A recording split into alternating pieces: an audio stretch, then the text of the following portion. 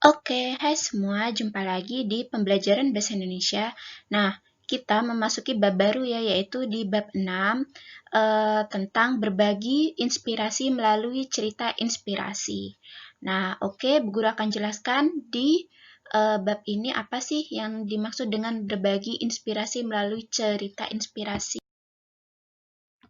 Oke, nah yang pertama kita identifikasi informasi cerita inspirasi.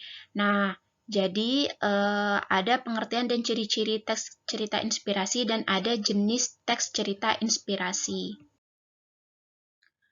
Oke, nah sekarang Bu Guru akan menjelaskan tentang pengertiannya ya dan ciri-cirinya teks cerita inspirasi.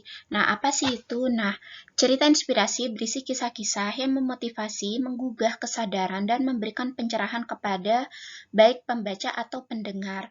Jadi, paham sendiri ya sampai sini ya. Jadi, cerita inspirasi itu kita menceritakan hal-hal yang baik-baik seperti mempersuasif orang atau memotivasi ataupun membuat orang tuh menjadi sadar atau berbuat kebaikan.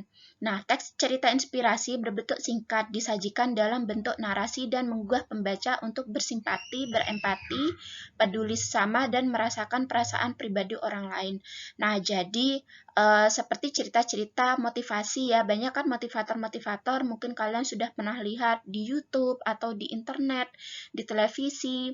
Jadi seperti mereka itu menceritakan hal-hal yang membuat orang tuh menjadi sadar. Nah, untuk ciri-cirinya yaitu yang pertama judulnya itu harus menarik agar pendengar tuh mau mendengarkan. Terus setelah itu ceritanya sistematis.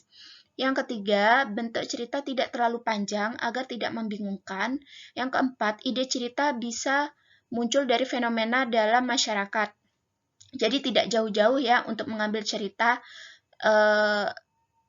agar masuk dicerna oleh ini pendengar. Terus yang kelima, isi cerita mengandung simpati, kepedulian maupun empati. Untuk selanjutnya, cerita mampu memotivasi pembaca untuk melakukan perubahan yang lebih baik. Dan yang terakhir, pesan disampaikan secara implisit dengan memilih kata-kata yang menyentuh hati.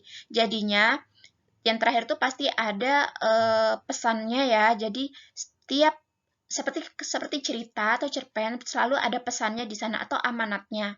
Jadi pesannya itu harus menarik seseorang tersebut untuk termotivasi dengan apa yang telah kita ceritakan atau bicarakan. Oke, sekarang jenis-jenisnya ya. Jadi jenis-jenis teks cerita inspiratif itu ada berbagai macam. Yang pertama ada berdasarkan sifat peristiwanya. Jadi ada yang non-fiksi, ada yang fiksi. Sudah tahu ya kalau non-fiksi itu berarti memang dari cerita pengalaman seseorang atau pribadi seseorang. Kalau fiksi itu pembicara itu merekayasa atau seperti uh, yang tidak masuk akal tapi masuk akal gitu ya. Jadi ada yang nyata dan ada yang tidak nyata, intinya seperti itu biar kalian tidak membingungkan. Nah, terus berdasarkan tokoh. Kalau berdasarkan tokohnya, yang pertama itu tes cerita inspirasi tokoh terkenal. Jadi seperti siapa ya, kayak Maria Teguh contohnya. Terus siapa banyak ya cerita-cerita inspirasi seperti artis-artis contohnya seperti itu. Terus atau Habibie contohnya juga. Nah, terus teks cerita inspirasi sufi. Nah, inspirasi sufi ini maksudnya tokoh pemuka agama ya, atau yang berhubungan dengan agama. Bisa berupa non-fiksi atau fiksi. Terus setelah itu teks cerita inspirasi binatang. Oke, terima kasih untuk pertemuan kali ini. Semoga bermanfaat dan ingat, setiap tugas harus dikumpulkan dengan tepat waktu. Oke, terima kasih untuk hari ini. Salam sehat ya dan sampai jumpa.